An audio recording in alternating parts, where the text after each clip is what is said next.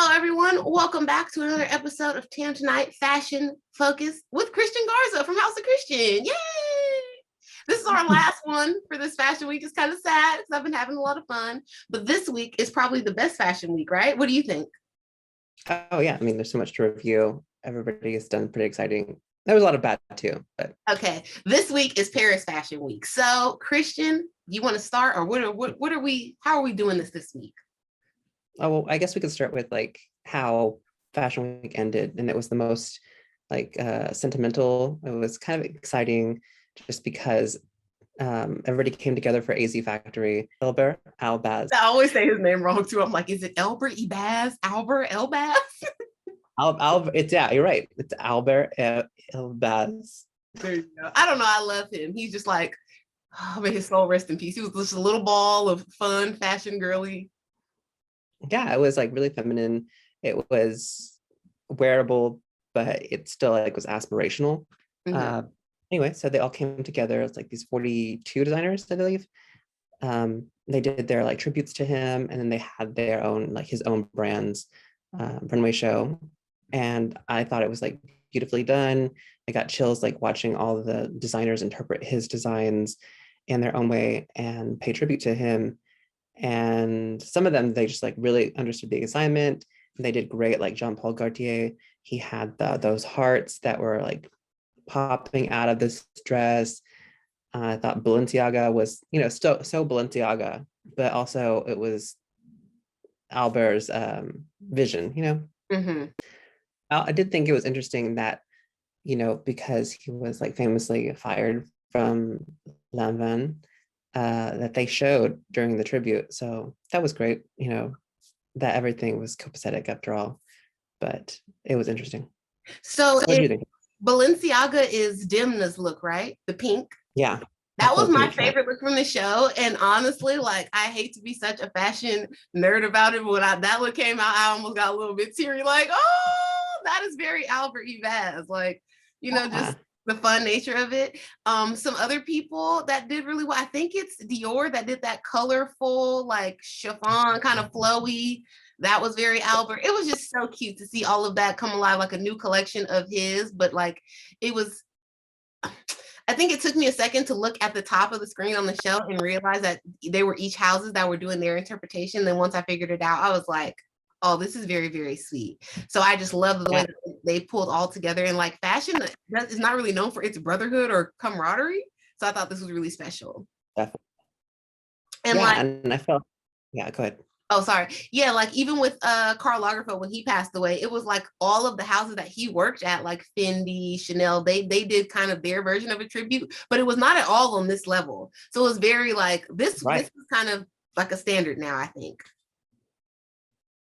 Yes. Oh my gosh. And I just can't, just imagine reaching out to all these like famed houses to ask them to do this, and, to have all these people agree and just like come together. It's like, I don't know, and he must have been like a force within fashion.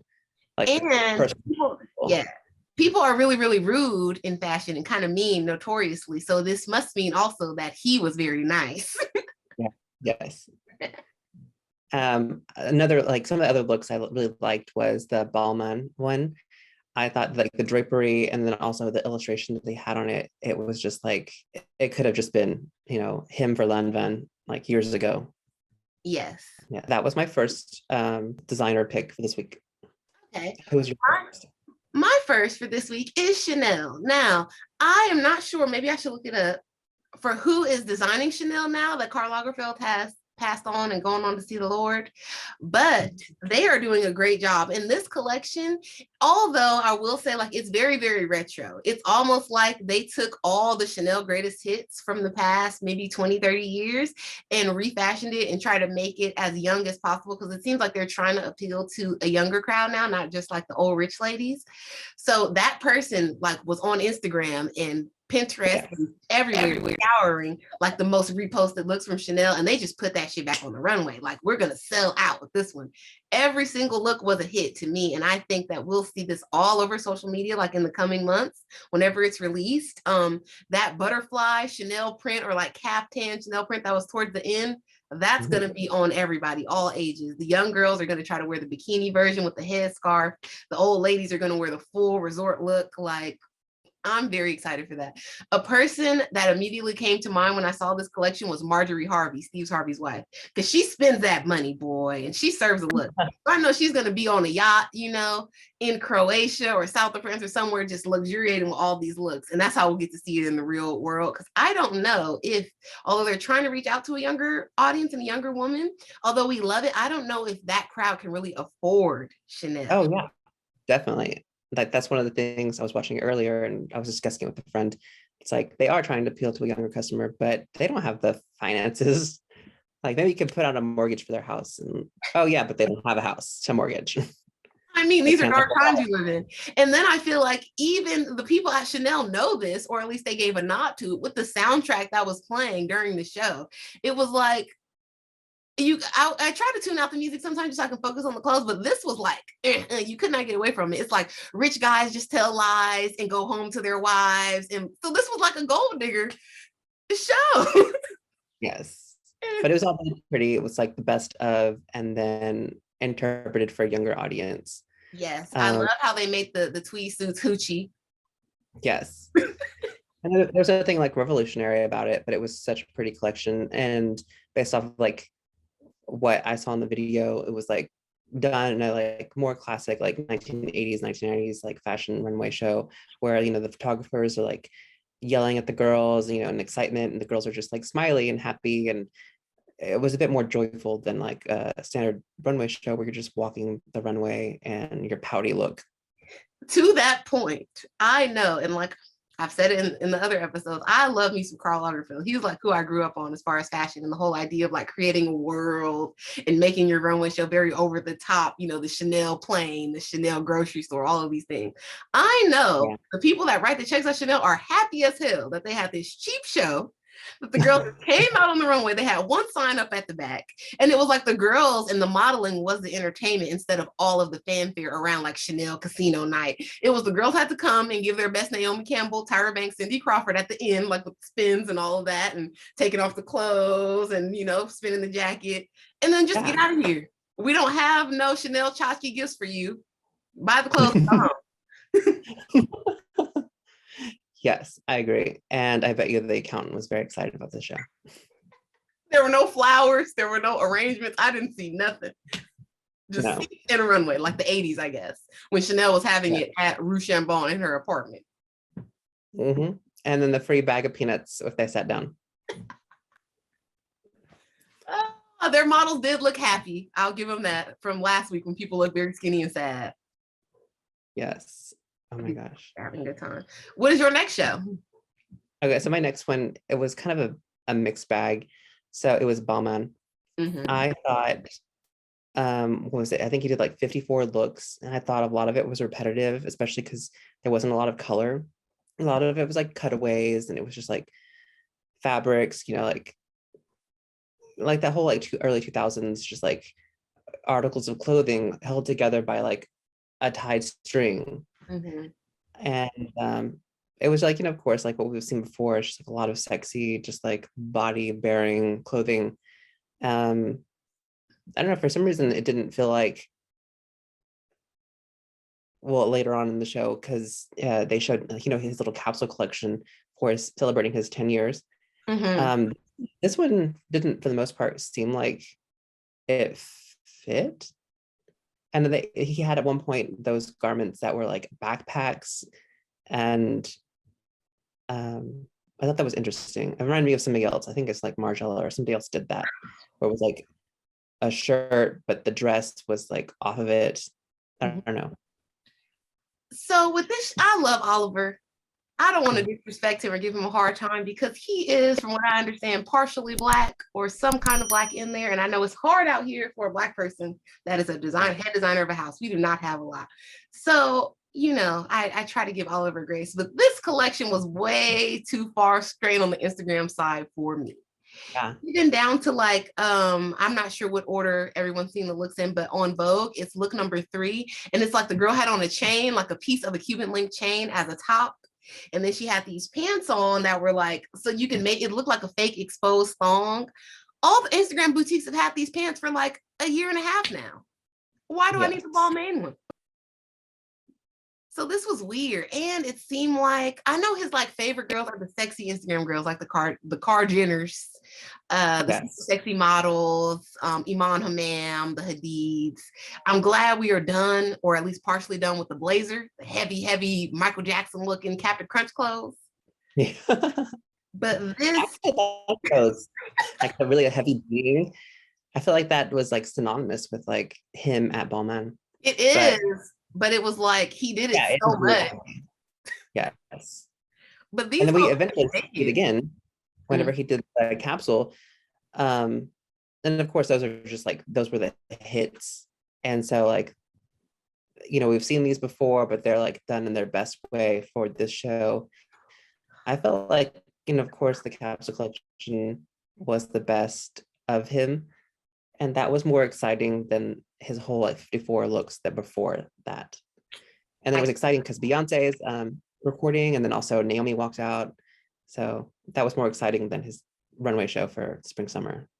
Sad. Okay. The last note I'll give about Balmain is, I get that you try to be innovative and you want to do new silhouettes and things, because at this point it seems like everything is kind of done and done to death. But some of these looks look like it was just desperate to show nudity in a new way. Like, let's scoop all the way down the torso and go almost to the crotch area and show that. We're going to go below midriff. Like, come on, guys. Where are we wearing this? How can I even sit down wearing this skirt? I don't know. We'll get to more of that later whenever we talk about your favorites. What was your next one? My next one, since we're going to talk about skirts, is Miu Miu. Okay. Yes.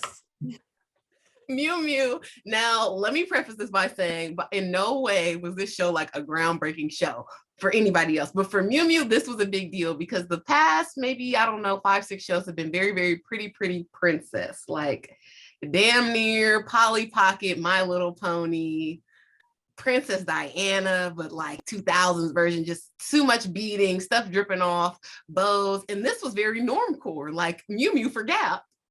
And they took all the khakis and the sweaters they could find, and they chopped them up, and they did what they could with it. And they brought back, I don't know if it's a good thing though, the low waist mini skirt, which is like, just to me, it calls to Christina Aguilera. I want to play dirty, and I want to dance with some sweaty people when I see those kind of skirts.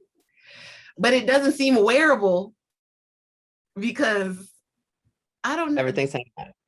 Yeah. You can't sit down with that. Well, even their pockets, it was like, we're hanging out. But some of the stuff was really nice. I did like, because it wasn't like the basics. It wasn't just like an elevated Gap. It was still Miu Miu. And there was a lot of wearable stuff there. It didn't make me dream of anything, but no. You know, there was some pretty stuff there. As a private school girl, it took me back to our times when we were chopping up our uniforms and trying to make them sluttier. That's what I got from this show. But like I'm saying, for Miu Miu, this is a big deal. And like, this was very edgy for them. Yes. I like it. Well, and then they had, there was a couple of things like, there was that oversized sweater. I'm like, was she going through something? Like, interesting. It was kind of like I don't know, sometimes it would remind me of like the new Gossip Girl. It was just like edgier, and it was just like angsty, but also of course inappropriate. So it's like too sexy. You said that now, and now I'm thinking about Marc Jacobs' first collection. I think it was his first collection for Perry Ellis when he did like the grunge and like the cracked out looking girls. This is what this reminds me of, like Nirvana, and we're depressed and we got money. I can see that, definitely. Okay, Miu Miu. Who's your next show? Okay, so this one, I think it was one of your favorites, but I was kind of like confused with it, but it was Louis Vuitton. Okay. And I just thought, let's see, just like, I guess it was just like a collage. The whole like show was like a collage of like historical references, just like mixed together in different outfits. I think one of the first sandals, it was like the gladiator sandal. It reminded me of something that he had done whenever he was at Balenciaga, and I'll give you the photo for reference.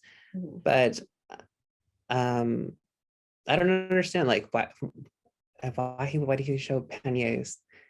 Like, it didn't make me dream of anything. It didn't seem whatever. But they showed, denim, and I did like how he paired it.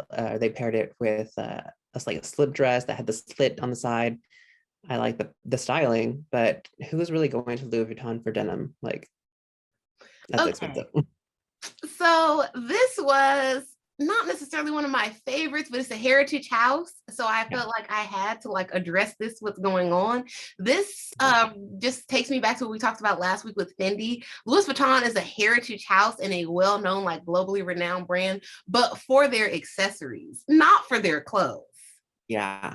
I have never heard or seen a girl like rushing out to get that new Louis Vuitton dress, unless it was printed, like the Logo Mania type of stuff. Yeah. Other than that, they're not really known for anything. So it's like pretty incredible that accessories could carry a brand to that like level, because LVMH owns everything. They run fashion. So it's just like, wow, you did all of this off bags, because these clothes were very much so costume party. It was like Shakespeare at the park. And I'm saying that because even with the bustle thing that they tried to do, it was like an afterthought, or it was flimsy. It was like they stuffed something under the girls' dresses Yeah. right before they walked out. It didn't even look like it was well constructed. It was like, this is just a part of the styling for the show or to help with the aesthetic. I don't know. But it seemed weird. And then just when I was like, ugh, this is nasty, they bring the denim out. And I was like, okay, denim, but who again? How much is this denim, number one? And who's coming to you to buy it? And then you had those frilly tops, like giving Elizabeth the golden age. No, no. Yeah. And I feel like he mentioned the references for his like inspiration. It was because he like recently did the costuming for one of the new show for HBO, and it was like vampires, and his inspiration was like, transcending time and adapting from, obviously a vampire lives in different ages, and so like taking from here and there. And for this, I think it was just like he got a bunch of like source pictures from like a historical book, threw them all together, and just like came out a mixed bag. Yes, because as a fan of Twilight, any person would know that vampires keep up with the times. Edward would never come out in his Spanish flu time clothes to go on a date with Bella. This don't make no sense. Mm. And vampires usually rich, they got money, so they don't need to wear their old clothes in their new life. Your references are all off, sir. I need you to dig deeper. Yes. This was crazy. I'm excited to see the show though on HBO, because I know the costumes for that will be incredible, because this for our modern time, this wasn't it. Yeah. Also, let's say that they did spend the money on the location for the show. My God, it was gilded. It seemed like Trump, he would want to be buried in there. It was very fancy. They had the cameras all mechanical, getting all angles of the clothes, but still just the videography was well done. Yeah. And I mean, I guess we have to talk about like the protester who came out, her like overconsumption equals extinction. Yes. Yes. How do these shows get like, for lack of a better word, photobomb like this? The security is not high? Or is it because these people are white and they can slip in? Because I know if I came on some protester shit, I'd be thrown right out. I don't know. Like, yeah, there has to be so much security. Like, I wonder if she was like planted to, they would get more coverage. Okay. I don't know.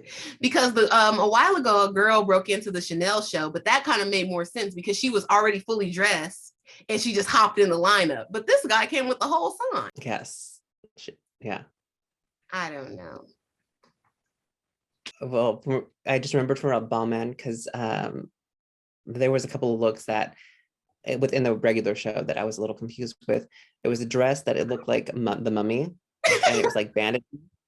It really did. It's just like his interpretation. I guess it is really close to Halloween. And there was another look that, because of how it was cut out and very sexy, it reminded me of a very specific look that Toni Braxton won to the Grammys back in the early 2000s. Yes! And I'll show you the pictures and you'll agree. Yes, we're gonna crop them in, because when I saw that look, at first I was like, oh, I want to wear that. And I'm like, wait, where have I seen that? This is Toni Braxton. Yes. And then it was Toni did it like, right after the whole Jennifer Versace. So that was like a whole Yeah, she Yes. wanted to be sexy too. Like she wanted that round two of it. Yes. My next one is Saint Laurent. Now, I am biased when it comes to Saint Laurent. I'm sad they took Yves off.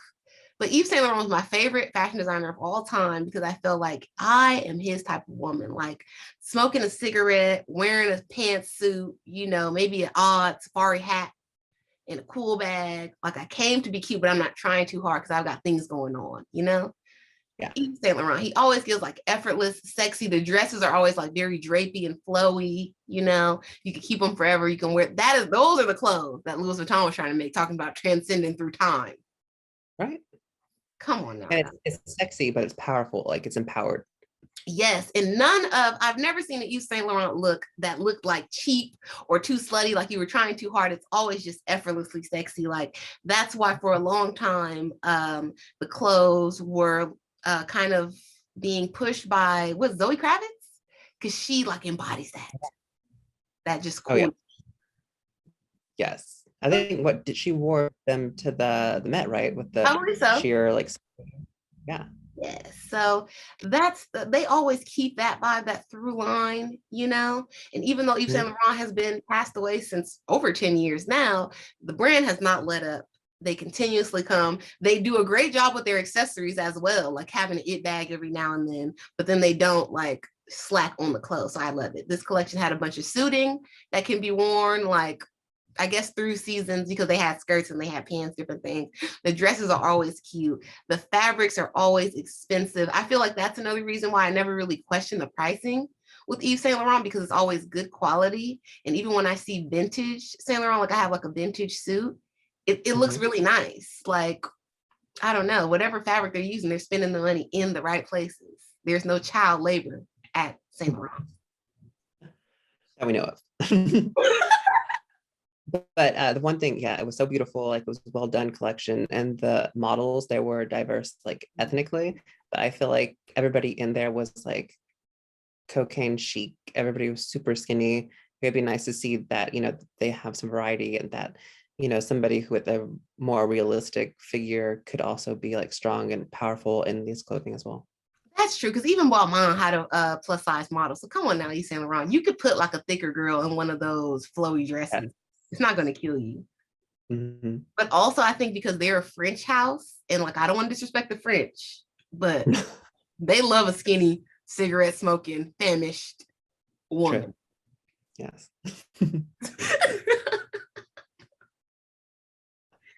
Yeah, I don't know. Maybe you guys just call Precious Lee. She's like the it plus size girl right now. We're done with Ashley, what's her name? And now we got Precious Lee. Call her up for your fall. Put her in a fur coat or something. Yes. Have her looking rich. And Yves Saint Laurent, I will give it to them. That's probably why they were always like one of my favorite heritage houses, because they have had diverse models from the get-go. They're not late to this. They're like one of the first houses to put Black women on the runway in New York and different things. So him and Halston. So you got to give credit to the people that were like just seeing beauty for what it is. Thank you, guys. Yeah. What is your next show? So my last one I had was more of a like appreciation, and it was Balenciaga, not just for like clothing, but also like the whole rollout. It's like a whole, not like a brand with like fashion, but it's a whole branding at this point. He's turned like his own like fashion satire into, he's in entertainment, doing, working with Kanye on like his Donda rollout. He was at the Met with Kim, and that got them all, the press and everything, the attention for the show. And then here it was like The Simpsons. So he's like, Balenciaga's everywhere. Okay, so the thing about the marketing is, even though, in my opinion, some of the clothes get weird, like I was not a fan of that Met Gala look, and Kanye West definitely looked like an expensive, crazy house patient in those outfits. But the marketing, you can't hate on that. That is like 360, I'm going to be omnipresent marketing, and then tying it to other people's projects and other people that are going to push it as well. And then to tie it all together with The Simpsons, that was just, I don't know, that's a different type of genius. And it's Demna that's in charge, right? Yes, yeah. people were mad, with the allegations and whatever was going on at Vetements. Vetements became too like passe, or people didn't want to buy the $600 hoodies anymore. But this is genius. Yeah, everything I feel like people are like, it's like highly covetable. The brand's everywhere, and like despite it being like so saturated, it's still like it hasn't been cheapened. And like you're saying about the saturation, I have to say that like across the United States, I see people out, because like doing my various things, concerts and what have you. I see young people, old people, teenagers in the Balenciaga triples, the tennis shoes. People want to wear like the little denim jackets that they have, the little windbreaker type Adidas sweatsuits that just so happen to say Balenciaga. People are breaking their necks to wear that stuff. And then it's like, okay, that's probably putting a lot of money in the pockets to create these more beautiful, elevated red carpet looks that they really showed at this show, and then the stuff that they did with Kanye and Kim. But really on the street, Balenciaga is getting that street cred from all of its like athleisure type clothes. Yeah. It's almost doing better, at least from what I see out on the street. Maybe the price point has something to do with that, but it's doing better than Virgil Abloh with Louis Vuitton, and he gets way more press. Oh, yes. And that's one that, I don't know, for some reason I feel like he's overrated. Like, yeah, he's overrated. He got a big push at the beginning with that whole thing. Oh, he's the first Black man at Louis Vuitton and everything. But even his stuff for Off-White is very, and I hate to say this because he got the collaboration, but his clothes are very IKEA. Yeah. And then, he's been, accused and all this of stealing people's, like, especially like lesser known artists and designers like work. Mm-hmm. And he's another one, word to Raf Simons, just a screen printer. Virgil Abloh take leftover fabric and screen print some shit on there faster than you can blink your eye, sell it to you for $700. So this Balenciaga collection, you got to give it to him, because if you can do streetwear and you can do like the high elevated stuff that the rich housewives of Beverly Hills want to wear, you're gonna be around for a long time. And maybe you keep your job, because they don't fire the people that are selling out. Okay. Selling out. Not selling out in that way, but yes, kind of. I don't know. No, you're right. You're right. Because fashion used to be very closed. Like you can't do both. Well, I think now you just kind of have to, because then you have to build up that hype behind it, and eventually it becomes like, oh, I don't want it because it's overhyped. You kind of have to be everywhere, otherwise, people's attention spans are so short. But that's another story. That's true. And then I feel like with the whole attention thing, the heritage brands that are around, like Armani, nobody talks about Armani anymore, but their customer is still buying it, like we talked about last week. So it's like, when you have the hype, you really have to seize that moment and try to squeeze the public for all that they're worth before they forget about you. Yeah. Do you have any other cool things from Paris? That was it. There was like a lot to review. There's so many good shows, but like I feel like these we just touched on, like the best of, I guess. The best of, and I want to give an honorable mention for street style to Cardi B, because Cardi B came out fresh off giving birth to her new son. We don't know his name or anything yet, but she was outside and she was killing it every single day with her looks, and none of them were from like, kind of passe or well-known house. They were all like innovative looks, crazy campy looks. She killed it at the Mugler show with that big old, I think it was from the 90s, that big red look that she wore. And then she had the green look, giving the sunflower, Fresh Prince of Bel-Air. She had she had the Shrapelli with the gold, like looking like a villain. Yes. She killed it. Yeah. I don't know who else, who used to really dominate street style when I was a kid. Maybe like Poppy Delvain. Oh yeah, I guess so. Yeah, she's like, because I grew up in the Gossip Girl times. Where everybody wants to be preppy and fake Blair Waldorf.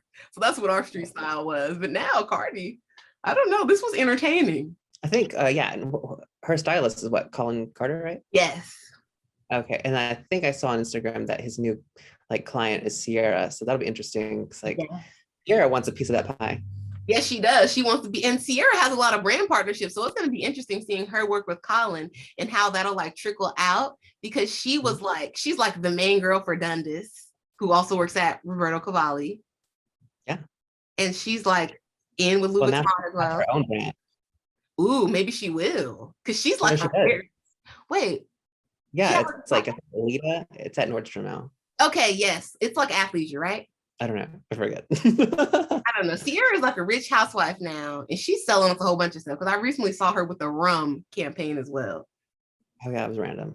Yeah, so just be on the lookout. But Sierra, she's a fashion girl. She has the body. Yes. So I'm excited to see these looks. And if she looks less, for the lack of a better word, like tame and kind of, boring, I'm excited to see if Colin like makes her be crazier fashion. Yes. I mean, yeah. One to watch. All right, guys, it's been very fun. Follow Christian on all of the social medias at House of Christian. What are we gonna do next? We just leave the people here until next fashion week? Well, they'll have to see. They have to subscribe to you. They have to like this photo or video. We'll be around. Yes, click the bell, do all those things, unless, I don't know, we'll disappear from your life forever and then you'll be boring. You have no fashionable friends. Thank you for watching.